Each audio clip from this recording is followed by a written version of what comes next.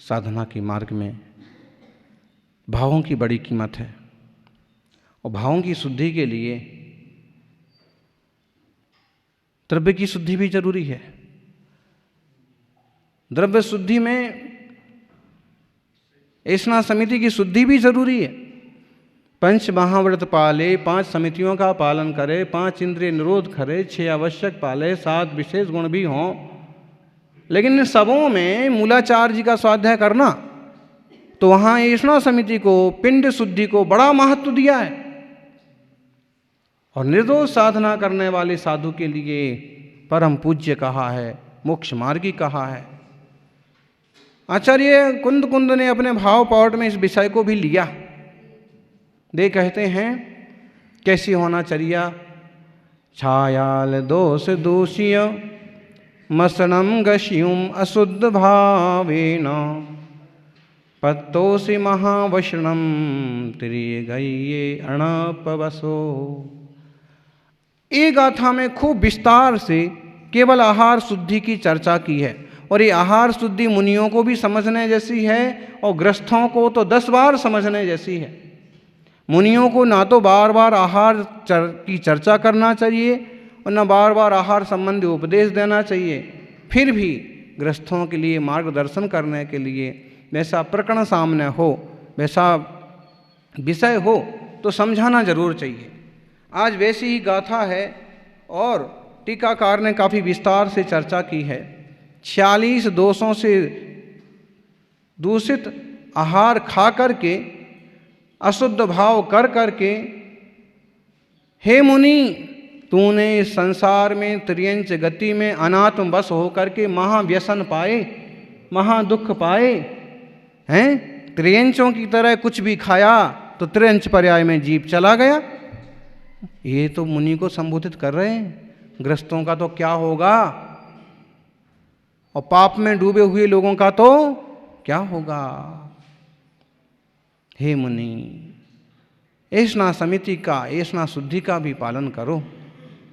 आज अपन इस पर थोड़ी चर्चा कर लेते हैं, ताकि जैसे 46 दोष कहे हैं। सबसे पहले तो जो इसमें नहीं गिना है वो अधा कर्म है, और अधा कर्म का मतलब है खुद बना करके, खुद बनवा करके भोजन करना, वो अधा कर्म दोष कहलाता है। ऐसा भोजन करने वाला साधु साधु नहीं है, गृहस्थी से भी गया बीता है, कुमार्गी है। एक बात हो गई। फिर आते हैं 4 महादोष। कैसे 4 महादोष? संयोजना, अप्रमाण, अंगार, धूम। देखना, अप्रमाण दोष में क्या करता है? अप्रमाण माने खाए जा रहे, खाए जा रहे, खाए जा रहे। अरे भाई, आधा पेट भोजन करना चाहिए, पाव पेट में पानी और बाकी पेट खाली छोड़ना चाहिए। ये विधि है आयुर्वेद की, ऐसा समिति की। दबा दबा के गले तक भर के खाओगे तो बीमार पड़ोगे। अब यह अप्रमाण नाम का दोष भी हुआ। दूसरा, संयोजना। संयोजना मतलब मिला मिला करके और वस्तुएं खा रहे हैं, स्वाद आएगा, मजा आएगा, उसके लिए मना किया है। संयोजना मत करिए। रूखा सूखा जैसा शुद्ध आहार होता है वैसा आहार करना चाहिए, नीरस, या जैसा श्रावक ने योग्य तैयार किया है उस हिसाब से। तीसरा, अंगार। अंगार मतलब कोई बढ़िया चीज मिली, कोई स्वादिष्ट पदार्थ मिल गया तो बस उसी को खाए जा रहे हैं और खूब खुश हो रहा है कि वाह, आज तो बहुत बढ़िया चीज़ मिल गई, आज तो बहुत बढ़िया जलेबी मिल गई, मिठाई मिल गई, फल मिल गया और ये हमारी पसंद की चीज़ है। तो क्या हो गया? ये अंगार दोष लग रहा है, राग पूर्वक ग्रद्धि पूर्वक खा रहे हैं। फिर धूम कैसे होगा? धूम दोष मतलब निंदा करते हुए, जैसे हमारे लिए उचित योग्य आहार न मिला, गर्मी के दिन थे और वैसा ही कुछ मिला जो हमें रुच नहीं रहा, पच नहीं रहा, स्वादिष्ट नहीं है, तो वह क्या है, ऐसे कोई आहार होता है, ये कहाँ आ गए, हम किसके यहाँ आहार करने आ गए, कैसा आदमी है, ठंडा पानी भी नहीं दे सकता है, कुछ भी कर करके, और धूम नाम का दोष लगेगा। इनसे बचना तो निर्दोष चर्या होगी। 46 में से 4 हुए, फिर बाकी 16 उद्गम दोष श्रावक के द्वारा लगते हैं, 16 उत्पादन दोष मुनि के द्वारा लगते हैं, और 10 ऐसा संबंधी दोष होते हैं आहार चर्या से संबंधित। कितने हो गए? 16, 16 32, 10 42, 4 46। आज अपन इसकी थोड़ी सी चर्चा करें। जो लोग भी सुन रहे होंगे, हो सकता है उनको कुछ पकड़ में आएगा कि हम क्या गलती कर रहे हैं, कि क्या सही करना चाहिए। श्रावकों की तरफ से कौन से लगते हैं? उद्दिष्ट, अद्यवधि, पूति, मिश्र, स्थापित, बलि, प्रावृत, प्रावृष्कृत, क्रीत, प्रामृश्य, परिवर्त, अभिहत, उद्भिन्न, मालिकारोहण, आच्छेद्य, अनिसृष्ट। इतने 16 दोष। कैसे? सबसे पहले उद्दिष्ट दोष में, मान लीजिए दुर्बल लोगों के लिए, गरीबों के लिए, भिखारियों के लिए, अन्नवेशियों के लिए जो भोजन बनाया है, या मुनियों का नाम लेकर के जो भोजन बनाया है, वो क्या कहलाता है? उद्दिष्ट दोष। वास्तव में श्रावक को अपने परिवार के निमित्त भोजन बनाना चाहिए, और उसमें से अतिथि संविभाग करना चाहिए। उसमें से ही कोई मुनि त्यागी वृत्ति आ गए तो उसमें से ही उनको भोजन देना चाहिए, वो निर्दोष है। दूसरा, उद्दिष्ट के बाद अध्यवधि। अध्यवधि में क्या देखा कि यार ये साधु आए हैं गांव में, तो ज़्यादा साधु आए हैं, तो आपके घर में वस्तु थोड़ी सी थी, लेकिन उसमें और चावल मिला दिए, उबलती हुई दाल में और डाल दिया पानी, और डाल दिया दाल। इस टाइप से जो पूर्ति करते हैं, इसको क्या बोलते हैं? अध्यवधि दोष।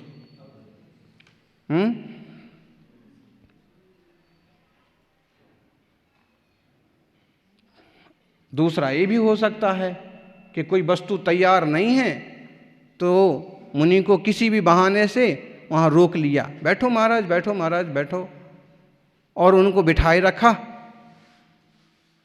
भोजन तैयार हो रहा है और उनको बिठाए रखा, ये भी क्या कहलाता है? अध्यवधि दोष कहलाता है। पूति नाम का तीसरा दोष होता है।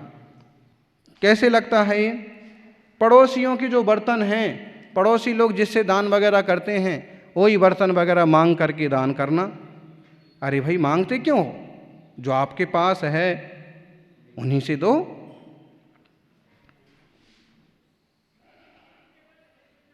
फिर मिश्र दोष, आप्रासुक आहार से मिला हुआ जो आहार है, मिश्र दोष। कच्चे पानी में पक्का पानी मिलाना, कच्चे पदार्थों में पक्के पदार्थ मिलाना, ये मिश्र दोष कहलाता है।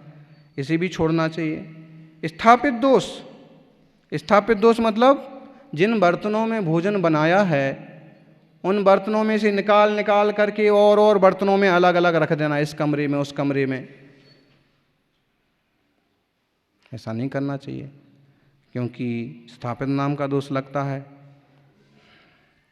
मुनि जिस बर्तन से तैयार किया है, उसमें से ही आप योग्य पात्र में ले जा करके उनको दे दो।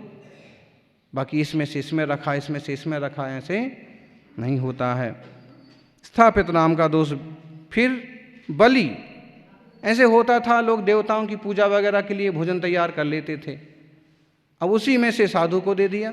लोग चढ़ाते ना देवताओं को मिठाइयाँ, अमुक तमुक, तो ये कहा ऐसा आहार दिया तो बलि दोष कहलाएगा। ऐसे ही मैं इस महीने में आहार दूंगा, इस हफ्ते में आहार दूंगा, इतनी तारीख से चौका लगाऊंगा, इस टाइप से जो निश्चित करते हैं ना, वो प्रावर्त नाम का दोष कहलाता है। वास्तव में इसमें ऐसा कर सकते हैं आज के हिसाब से कि आप एक संकल्प करें कि जब तक मैं यहाँ हूँ तब तक मैं शुद्ध भोजन करूँगा, त्यागी व्रती आएंगे तो शुद्ध भोजन कराऊँगा, या जब तक नगर में मुनिराज हैं तो मैं ऐसे करूँगा, अथवा मेरा महीने भर के लिए शुद्ध भोजन करने का नियम है। इसी में साधु त्यागी की वृत्ति की चर्या कराएंगे, वरना दोष लगेगा। फिर और देखना, ये अक्सर कर होता है प्रावरसकृत दोष। अपना घर वगैरह दिखा करके बताना, देखो महाराज जी ये हमारा घर है, जो बर्तन उधर से उधर जा रहे हैं ना वो हमारा घर है, वो कपड़े की दुकान है ना। इसका मतलब क्या है? ऐसा इशारा कर दिया, इसका मतलब है कि महाराज हमारे यहाँ, अब लक्ष्य तो यही है कि पहचान जावें और हमारे यहाँ आ जाएं। ये प्रावरसकृत दोष है। फिर जो भोजन गाना गा करके, बाजा बजा करके, पैसा कमा करके लाए हों, ऐसा भोजन देना वो क्रीत नाम का दोष है। ऐसे ही आसपास के लोगों से कहना कि भाई तुम मुझे ये वस्तु दे दो, मैं तुम्हें दूसरी वस्तु दे दूंगा या तुम्हें बाद में वापस कर दूंगा। इस तरह से ऋण लेकर के जो आहार दिया जाता हो प्रामरस्य दोष है। दूत, इसके समाचार उसको सुनाना, उसके उसको सुनाना, ऐसा नहीं करते साधु, आहार के लिए तो नहीं करते।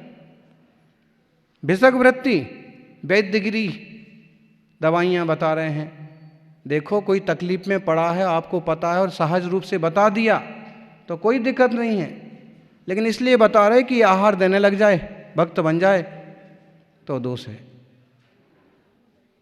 निमित्त ज्ञान से जान करके उसको कुछ बता दिया, भावना क्या है? आहार करावे, तो दोष है। इच्छा विभाषण, उसने कोई मन मर्जी की बात पूछी, पंछियों को, गरीबों को भोजन देना, पशुओं को चारा डालना, महाराज पुण्य है कि पाप है? अब ऐसे तो सही बात है कि भाई ऐसा करना चाहिए ताकि लोग जीव सुखी रहें, लेकिन उसकी इच्छा के हिसाब से आपने कहा कि पुण्य है तो दोष लगेगा। अथवा उसकी इच्छा थी कि ये कहें कि ये तो फिजूल का काम है, तो आपने वैसे ही कहा तो आपको दोष लगेगा। उसके अनुसार आप जो सही बात है वो उसका उपदेश दे सकते हो। फिर पूर्व स्तुति, आहार के पहले ही स्तुति कर रहा है, वाह आप तो बहुत बढ़िया श्रावक हो, और आप तो, आपके दादाजी बहुत बढ़िया श्रावक थे, और स्तुति करके आहार क्या करना? कभी किसी निमित्त से उसके एकाध गुण की प्रशंसा कर दी तो कर दी, लेकिन भोजन के लिए क्यों? पश्चात स्तुति, आहार होने के बाद, ऐसा आहार तो बोले महीने भर बाद हुआ आज, तुम्हारे जैसा आहार देने वाला कोई दूसरा, क्यों ऐसी स्तुति करना? क्या भोजन के लिए जी रहे हैं? भोजन भी तो पर है। क्रोध चतुष्क, गुस्सा करके, मान करके, मायाचारी करके, लोभ करके, लोभ दिखा करके फिर आहार करना। कभी कभी इक्के दुक्के साधु रहते ना, उनके साथ यही समस्या होती। गांव में जब आते हैं तो कोई अगवानी नहीं हो पाती है, कभी कभी चौका भी तुरंत नहीं लग पाता है, तो कैसे लोग हैं, कैसे श्रावक हैं और क्या गांव है, और अरे धैर्य रखो। वश्य कर्म, वशीकरण वगैरह सिखा करके फिर आहार करना। स्वगुण स्तवन, अपनी महिमा गाना, स्वगुण प्रशंसा, बहुत बड़ा साधु हूँ और मेरा यहाँ सम्मान हुआ है, सारे मंत्री मेरे पास आते हैं और राज्यपाल मेरे चक्कर लगाता है और सांसद विधायक मेरे आशीर्वाद से बनते हैं। अपने ही गीत गा रहे इसलिए कि लोग खुश हो जाएं और मेरी सेवा करें, ये गलत है। विद्योपजीवन, विद्या आदि के द्वारा उपजीवन करना, मंत्र बता देना, जादू बता देना, फिर लक्ष्य गलत है। क्या लक्ष्य उसका? सिर्फ ये लक्ष्य, किसी का भला हो, उपकार हो, अच्छा हो, अचानक कदाचित किसी को कुछ मार्ग बता दिया, आशीर्वाद दे दिया, तो कोई बड़ा पाप नहीं हो गया। लेकिन यहाँ बुद्धि ठीक नहीं है, सिर्फ इसकी पड़ी है। फिर मंत्रोपजीवन, चूर्णोपजीवन, चूर्ण वगैरह बताना, इस चूर्ण को आप खाओगे तो आपका कोरोना सही हो जाएगा, इस चूर्ण को आप लगाओगे तो आप सुंदर हो जाओगे, गोरे हो जाओगे। ऐसे काम नहीं करते हैं। ये 16 उत्पादन दोष हैं, मुनि इनका त्याग करते हैं। और 10 दोष होते हैं जो ऐष्णा संबंधी कहलाते हैं। संकित, मृक्षित, निक्षिप्त, पिहित, उज्झित, व्यवहार, दात्री, मिश्र, अपक्व, लिप्त। शंका हो गई तो फिर वो आहार छोड़ देते हैं। ऐसे खूब हाथ लिप्त हो गए हैं, चम्मच वगैरह में खूब सारा घी तेल लगा है, उससे आहार नहीं लेते हैं। निक्षिप्त कोई चीज़ कच्चे पत्ते वगैरह पर रखी है, पत्ते वगैरह से ढकी है, तो वो आहार नहीं लेते हैं। अथवा थोड़ा तो खा रहे हैं, ढेर सारा गिरा रहे हैं, या हाथ में तो इतना सा जूस रहता है, नीचे ज़्यादा गिरता है, फिर वो आहार नहीं लेते हैं, जिसमें दोष लगता है।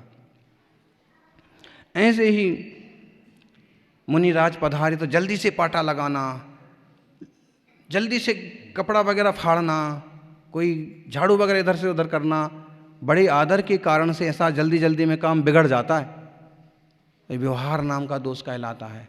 ऐसा घसीटा घसीटी नहीं करना चाहिए। ऐसे ही दाता जो है ना, उसको 2 वस्त्र पहनना चाहिए कम से कम, धोती दुपट्टा, और जो शुद्ध घर का हो, अच्छे परिवार का हो, अंधा लंगड़ा लूला ना हो, अच्छी जाति का हो, रोगी ना हो, बीमार ना हो, खांसी सर्दी बुखार वाला ना हो, कोरोना ना हुआ हो, ऐसा। और ना ऊपर खड़ा हो ना नीचे खड़ा हो, पाटे पर खड़ा हो गया, कुर्सी पर बैठ गया, ऐसे नहीं। ऐसे ही पर्दे से छिपकर कोई खड़ा है, खड़ी है, उससे भी आहार नहीं ले सकते हैं। किसी को 5 माह से ज़्यादा का गर्भ है, उस माह से भी आहार नहीं ले सकते। इस तरह से दाता शुद्ध होना चाहिए। और मिश्र तो पहले भी आ चुका, लेकिन इसका मतलब है कि जिसमें त्रस आदि जीव मिले हुए हैं, ऐसी वस्तु नहीं लेना। अध पका, बिना पका भोजन भी नहीं करना, और गोबर वगैरह के हाथ से, राख वगैरह से लिपे हुए बर्तन से भी आहार नहीं करना चाहिए। ऐसे दोषों से रहित 32 अंतराय टाल करके मुनिराज का आहार होता है। 32 अंतराय भी बहुत विस्तृत हैं, बाल का, जीव का, राजा वगैरह के मरने का, भोजन नीचे गिर जाने का, कुत्ता खाट खाए, खुद को बैठना पड़ जाए, उल्टी हो जाए, दस्त हो जाए, झुक करके जाना पड़े, अर्थी सामने दिख जाए, पड़ा हुआ जानवर मरा हुआ दिख जाए, हाथ में कोई कीड़ा मकोड़ा आ जाए, ऐसे ढेरों 32 अंतराय हैं। 40 दोष 32 अंतराय को टाल करके मुनिराज आहार करते हैं। और वो आहार अपनी साधना के लिए, मन की शुद्धि के लिए, वैयावृत्ति के लिए और चारित्र धर्म का पालन करने के लिए करते हैं। मैं सुंदर दिखूं, मजबूत दिखूं, ताकतवान हो जाऊं, इसलिए आहार नहीं करते हैं। अपितु कहीं दुर्भिक्ष पड़ जाए, कहीं जीव जंतु ज़्यादा पैदा हो जाएं, शरीर में मद होने लग जाए, ब्रह्मचर्य में दोष हो या समाधि करना हो, तो आहार छोड़ देते हैं। ऐसे निर्दोष चर्या करने वाले साधुजन धन्य हैं। ऐसना समिति का जो व्याख्यान है वो खूब विस्तृत है, और श्रावकों को मूलाचार से जानने की कोशिश करना चाहिए, ताकि निर्दोष चर्या मुनि राजों की हो और मोक्ष मार्ग पर धमान हो। जय बोलिए 24 तीर्थंकर भगवान की।